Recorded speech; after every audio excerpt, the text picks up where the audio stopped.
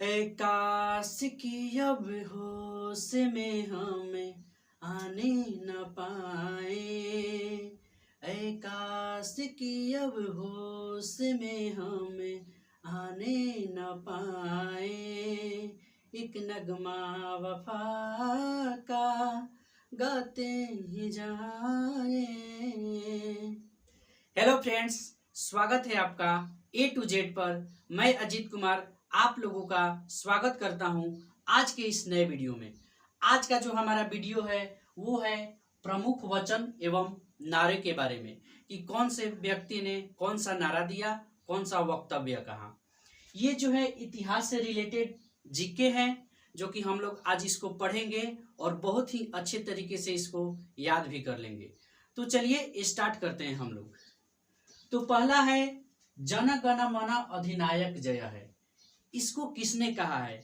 तो ये सब प्रश्न है, इसको हम लोग लिखेंगे हम और समझाएंगे भी। तो जन गण मन अधिनायक जय है, इसको लिखा है रविंद्रनाथ टैगोर ने। रविंद्रनाथ टैगोर ने। तो जब भी हमारे मन में आए कि जन गण मन अधिनायक जय है, कौन लिखा है? तो रविंद्रनाथ टैगोर। और ये हमारा भारत का राष्ट्रीय गान भी है, जो कि हम लोग स्कूल कॉलेजेस आदि में गाते हैं।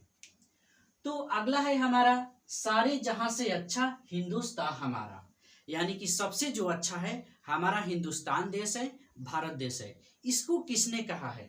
तो ये जो है हमारे मोहम्मद इकबाल साहब ने कहा था।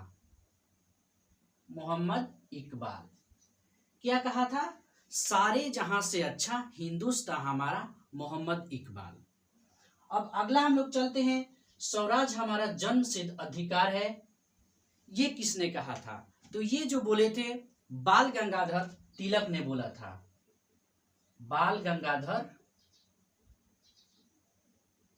तिलक कि स्वराज हमारा जन्म सिद्ध अधिकार है और मैं इसे लेकर ही रहूंगा। तो ये कब कहा था? ये एक क्रांतिकारी नेता थे बाल गंगाधर तिलक, और इनका कहना था कि जो स्वराज है, यानी कि जो हमारी स्वतंत्रता है, ये हमारा जन्म सिद्ध अधिकार है, इससे हमें कोई अलग नहीं कर सकता। इसीलिए कहा गया कि जन्म सिद्ध अधिकार है। अब हम लोग अगला चलते हैं, इनकलाब जिंदाबाद। तो इनकलाब जिंदाबाद का जो नारा दिया जाता है, हम लोग स्कूल या कॉलेज में बोलते हैं इनकलाब जिंदाबाद। यह एक क्रांतिकारी नारा है जिसको हमारे भगत सिंह ने बोला था। ये एक क्रांतिकारी नेता भी थे, तो इसलिए जो इनकलाब जिंदाबाद होगा वो होगा भगत सिंह। और इन्होंने ये नारा कब दिया था? तो जब इनको फांसी पर चढ़ाया जा रहा था राजगुरु भगत सिंह और सुखदेव के साथ में, तो उन्होंने अपने वीरता का परिचय देते हुए इनका इनकलाब जिंदाबाद का नारा दिया था। और उसी से इन्हीं से रिलेटेड एक और है, साम्राज्यवाद का नाश हो। जब हमारे भारतीय देश पर अंग्रेजी शासन कर रहे थे, तो वो इतना हमारे देश पे अत्याचार कर रहे थे, हमारे जो आदमी थे, तो उन्हीं के बारे में भगत सिंह ने जो कहा था कि बहुत मतलब घृणित कार्य कर रहे थे, तो उन्हीं को बोला था कि साम्राज्यवाद है जो अंग्रेजों का, उसका नाश हो जाए, सर्वनाश हो जाए। तो इसलिए साम्राज्यवाद का नाश हो और इनकलाब जिंदाबाद, इन दोनों का जो नारा दिए थे वो कौन दिए थे? भगत सिंह ने दिया। अब अगला चलते हैं हम लोग, तुम मुझे खून दो मैं तुम्हें आजादी दूंगा। ये जो बात कहे थे सुभाष चंद्र बोस जी ने कहा था।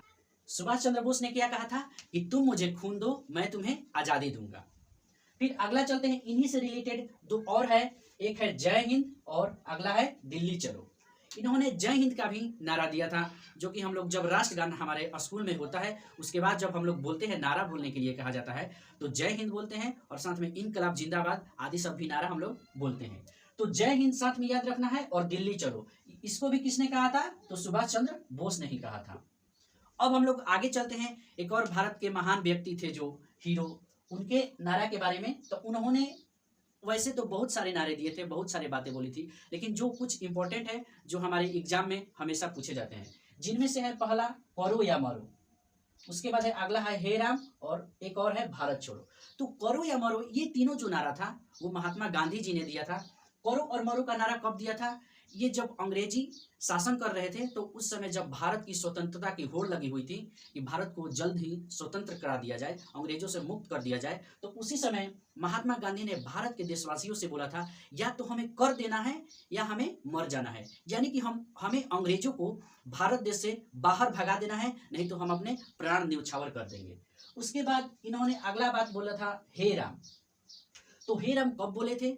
हे राम जब महात्मा गांधी को नाथूराम गोडसे द्वारा गोली मारकर हत्या की गई थी तो उस समय उनका जो अंतिम आवाज था, अंतिम बोली था, उसी के समय उन्होंने बोला था हे राम। तो इसीलिए जो हे राम है वो भी महात्मा गांधी होगा, महात्मा गांधी। अब अगला है जो इन्हीं का बात है भारत छोड़ो। भारत छोड़ो कब कहा था इन्होंने? तो जब 1942 की भारत छोड़ो आंदोलन हो रहा था, सभी नेता मिलकर अपना कार्य कर रहे थे भारत को आजादी को दिलाने में, तो उसी समय इन्होंने अंग्रेजों से कहा था कि अंग्रेजों भारत छोड़ो, यानी कि भारत छोड़ो। इसीलिए उस आंदोलन का भी नाम था भारत छोड़ो आंदोलन। ये कब हुआ था? तो 1942 में हुआ था। तो इनसे संबंधित करो या मरो, हे राम, भारत छोड़ो, ये सभी क्या था? महात्मा गांधी से रिलेटेड नारा है। अब हम लोग आगे चलते हैं। अगला है वेदों की ओर लौटो। तो इसको किसने कहा था? तो इसको कहा था हमारे स्वामी दयानंद सरस्वती ने, स्वामी दयानंद सरस्वती ने। तो आपको मैं इसलिए बता रहा हूं कि कब किसने कहा था तथा ये कब के समय का है कि आपको हमेशा के लिए याद हो जाए, इसलिए मैं कहानी के रूप में इन सभी चीजों को आपको बता रहा हूं। तो ये जो वेदों की ओर लौटो है किसने कहा था? तो स्वामी दयानंद सरस्वती। ये बात क्यों कही थी? आखिर इसके पीछे कारण क्या है? तो ये जो बोले थे कि वेदों की ओर लौटो, दरअसल जो 19वीं 20वीं शताब्दी के समय में भारत के हिंदू धर्म के लोगों में बहुत बुराई आ गई थी और वो दूसरे प्रकार का कार्य कर रहे थे। हिंदू धर्म से उनका कुछ लगाव हट गया था, टूट गया था। तो उन्हीं को, हिंदू धर्म को एकजुट होने के लिए, जोड़ने के लिए, एक दूसरे से हिंदुत्व को समझने के लिए इन्होंने जो नारा दिया था वेदों की ओर लौटो। वेदों की ओर क्यों लौटो? तो वेद में जो है बहुत अच्छी अच्छी बातें दी गई हैं हमें सीखने के लिए, अपने जीवन में उतारने के लिए, इसलिए इन्होंने कहा था कि वेदों की ओर लौटो और वेद से जो भी हमारी अच्छी आदतें हैं उनको हम अपने जीवन में। फिर अगला है हम लोग विजय विश्व तिरंगा प्यारा। इसको किसने कहा था? तो श्यामलाल गुप्ता पार्षद ने। किसने कहा? पार्षद ने कहा था। तो क्या कहा था? विजय विश्व तिरंगा प्यारा, यानी कि जो हमारा भारत का जो तिरंगा है वो पूरे विजय विश्व, यानी कि विश्व पर विजेता करने वाला, विजेता के रूप में है हमारा तिरंगा, यह सबसे प्यारा भी है। तो जब भी हमारे सवाल में मन में आएगा कि विजय विश्व तिरंगा प्यारा किसने कहा है, तो श्यामलाल गुप्ता पार्षद ने। उसके बाद अगला चलते हैं हम लोग संपूर्ण क्रांति, यानी कि संपूर्ण मतलब कि टोटल पूरी की तरह से क्रांति किया जाए, तो ये किसने कहा था? तो इसको बोले थे जयप्रकाश नारायण ने, जयप्रकाश नारायण। तो जयप्रकाश ने फ्रेंड्स क्या बोला था? जयप्रकाश नारायण ने संपूर्ण क्रांति, यानी कि पूरी तरह से हमें क्रांति को अपने हाथ में लेना चाहिए और अंग्रेजों को भारत से भगा देना चाहिए। अब अगला है जय जगत। जय जगत किसने कहा था? तो जय जगत जो था उसको विनोबा भावे ने कहा था। किसने कहा था? विनोबा भावे। विनोबा भावे, विनोबा भावे भी एक नेता थे, भारत के अग्रणी नेता थे। इन्होंने ही सर्वप्रथम 1951 में भूदान आंदोलन का प्रचलन किया था, यानी कि जो गरीब, ये भूदान आंदोलन क्या है? तो जो गरीब किसान थे, जो मतलब जिनके पास कुछ नहीं था, उन्हीं को सर्वप्रथम, जो बड़े बड़े जैसे ब्राह्मण, राजपूत ये सब थे, उन्होंने सर्वप्रथम निकाला था कि उन सभी को दान दिया जाए, भूमि को दान दिया जाए, ताकि वो लोग भी अच्छी तरीके से रह सके, अपना कार्य कर सके। फिर अगला है सरफरोशी की तमन्ना अब हमारे दिल में है। तो जो सरफरोशी की तमन्ना अब हमारे दिल में है, यह किसने कहा था? तो ये कहा था राम प्रसाद बिस्मिल ने। किसने कहा था? राम प्रसाद बिस्मिल ने। तो जब भी हम लोग 15 अगस्त या 26 जनवरी को कुछ हमारे स्कूलों में प्रोग्राम होता है, तो उस समय हम लोग क्या करते हैं, अगर कुछ भी हमें कहना होता है तो अपने बात को रखते हैं, उसके बाद हम लोग लास्ट में क्रांति के तौर पर, जोश के रूप में क्या हम लोग कहते हैं कि सरफरोशी की तमन्ना अब हमारे दिल में है। तो जब भी ये बात आएगा तो आपको कौन याद रखना है? राम प्रसाद बिस्मिल। सरफरोशी की तमन्ना राम प्रसाद बिस्मिल ने कहा था। अब चलते हैं, इस साइड का हो गया।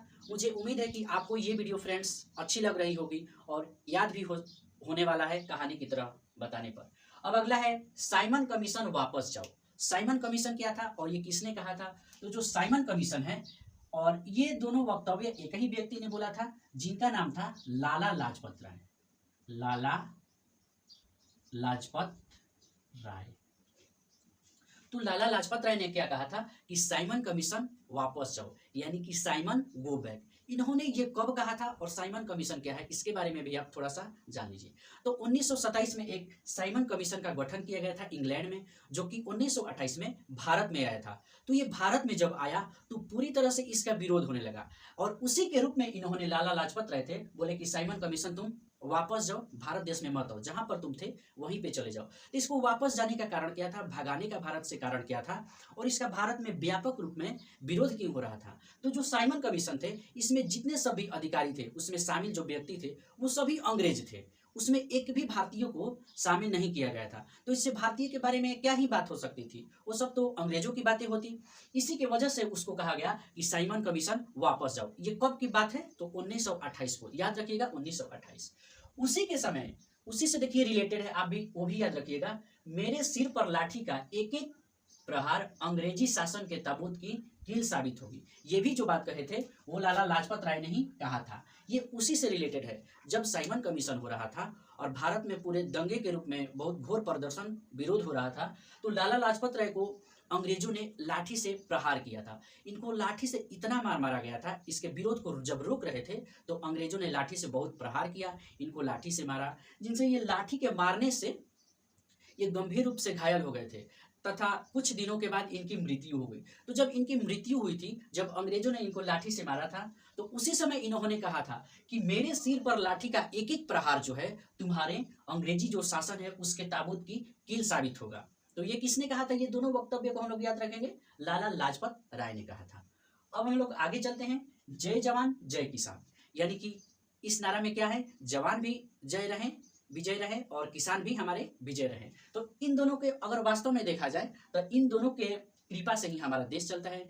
जवान हमारे सीमा पर रक्षा करते हैं, और किसान जो है हमारे लिए अन्न का करते हैं। तो जो जय जवान और जय किसान है, इसको किसने बोला था, तो लाल बहादुर शास्त्री ने बोला था।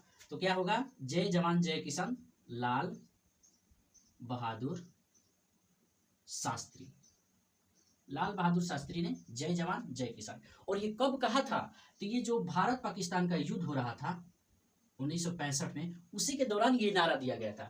तो आपसे सवाल ये भी पूछ सकता है कि जय जवान जय किसान का नारा जो लाल बहादुर शास्त्री ने दिया था वो किस समय दिया था, तो भारत पाकिस्तान जब युद्ध हो रहा था 1965 में, उसी के दौरान जवानों से खुश होकर तथा किसानों से खुश होकर हमारे लाल बहादुर शास्त्री ने इस नारे को दिया था। अगर थोड़ी सा बात की जाए लाल बहादुर शास्त्री के बारे में, तो ये भारत के दूसरे प्रधानमंत्री थे, और ये सादगी का एक प्रकार का प्रतीक थे। कहा जाता है इनके बारे में कि जो लाल बहादुर शास्त्री थे, इन्होंने भारत में, जब भारत पाकिस्तान युद्ध हुआ था तो उस समय भारत बहुत ही गरीबी से गुजर रहा था।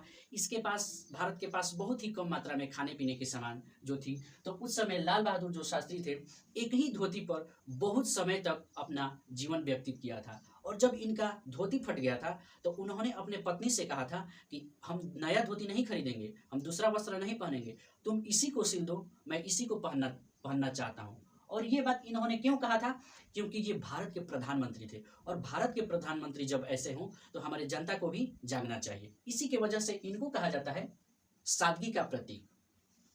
अब अगला चलते हैं हम लोग, जय जवान जय किसान जय विज्ञान, यानी कि जय जवान और जय किसान में जय विज्ञान जोड़ देंगे। तो इसको किसने कहा था, तो अटल बिहारी वाजपेयी। अटल बिहारी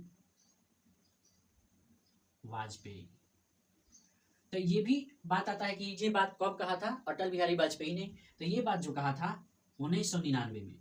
ये भी भारत पाकिस्तान के युद्ध के ही समय है था, 1999 का साल उन्होंने कहा था। तो क्या कहा था, जय जवान जय किसान तो लाल बहादुर शास्त्री ने बोला था, उसी में इन्होंने जय विज्ञान को जोड़ दिया। अब जय विज्ञान को क्यों जोड़ा, तो उस समय तो जवान अच्छे थे ही, किसान भी बहुत अच्छे कार्य कर रहे थे। उसी समय जय विज्ञान 1998 में जो परमाणु पोखरण परीक्षण हुआ था भारत में, तो उसी का मतलब कि विज्ञान में भारत ने बहुत ही बड़ी मुकाम को हासिल किया था। और इसी को प्रदर्शित करने के लिए, भारत को जानने के लिए कि हमने भी विज्ञान में बहुत कुछ हासिल कर लिया है, इसी के वजह से उन्होंने बोला था जय जवान जय किसान जय विज्ञान। तो जब भी ये बात आएगी तो हम लोग याद रखेंगे लाल अटल बिहारी वाजपेयी। और कब कहा था, 1999 में।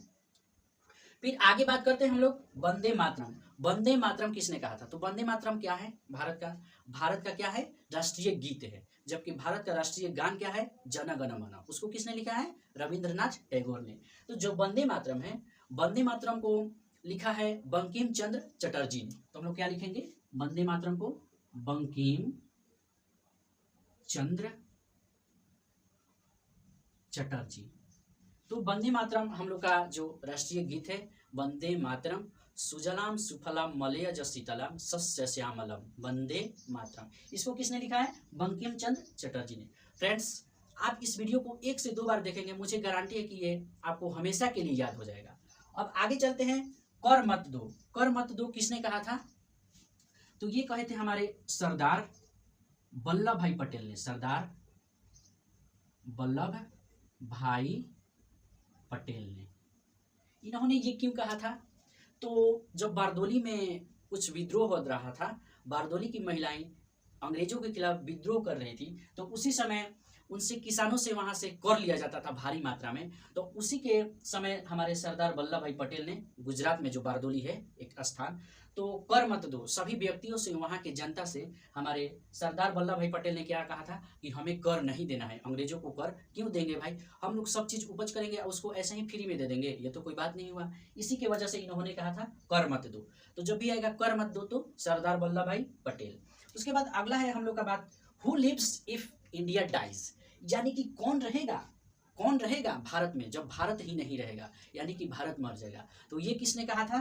तो हमारे भारत के प्रथम प्रधानमंत्री पंडित जवाहरलाल नेहरू ने। क्या कहा था इन्होंने? कि who lives if India dies. इसका हिंदी क्या होगा कि आखिर कौन रहेगा भाई भारत में जब भारत ही नहीं रहेगा? तो कब क्या बोलेंगे? पंडित जवाहरलाल नेहरू। अब अगला है हम लोग का मारो फिरंगी को। ये किसने कहा था? तो ये जो कहा था मारो फिरंगी को, मंगल पांडे ने कहा था। मंगल पांडे। तो ये क्यों कहा था मंगल पांडे ने मारो फिरंगी को? फिरंगी अंग्रेज को ही कहा जाता है। ये दरअसल बात है 1857 की, जब 1857 की क्रांति हो रही थी। यह भारत में प्रथम व्यापक रूप से क्रांतिकारी थी। तो उस समय जो हमारे प्रमुख नेता थे, जो प्रमुख क्रांतिकारी थे, वो मंगल पांडे ही थे। तो मंगल पांडे ने क्या है कि ये बोला था मारो फिरंगी को 1857 की क्रांति के दौरान। तो फ्रेंड्स, इस प्रकार से हमने आज देखा प्रमुख वचन और नारों के बारे में। तो चलिए एक बार हम लोग तुरंत से रिवाइज कर लेते हैं ताकि हमारे दिमाग में ये हमेशा के लिए अट जाए। तो सबसे प्रथम जन गण मन अधिनायक जय है, तो रविंद्रनाथ टैगोर ने कहा था। उसके बाद सारे जहां से अच्छा हिंदुस्तान हमारा, मोहम्मद इकबाल ने। फिर स्वराज हमारा जन्म सिद्ध अधिकार है, बाल गंगाधर तिलक ने। फिर इनकलाब जिंदाबाद और साम्राज्यवाद का नाश हो, भगत सिंह ने कहा था।